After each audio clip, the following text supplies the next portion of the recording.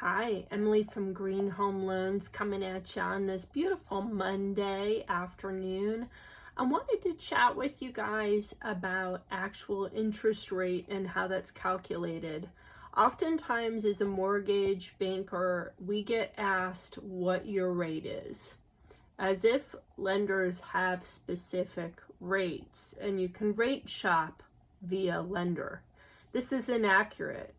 Rate is set by three major factors: the treasury yield, mortgage-backed security demand, and your own personal profile, which means your credit score, your debt to income, how much you're maybe putting down on the home.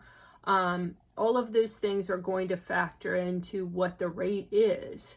But rates are set by really what's going on within the 10-year treasury, mortgage-backed securities, and how much demand is on there, and the Fed, which ties into economy. So you might have seen the interest rates slightly rise last week due to the war, and that is the Fed and economic policy dictating some of that. So when you're calling around asking lenders for rate, it really just means that you don't understand how rate is calculated, because most lenders are going to have similar rates. Now, when it comes to a broker, they're going to have wholesale costs on rates. When you go to your Bank of America or your Chase or any large lender, you're going to be paying retail cost on rates, which is always going to be higher than wholesale. So those are a couple of things that we need to consider when we're looking at rate.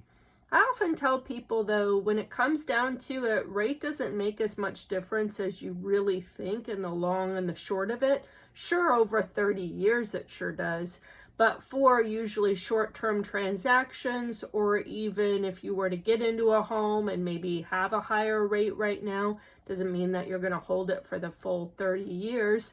You're probably going to refinance when rates go lower. So you got to be strategic about it.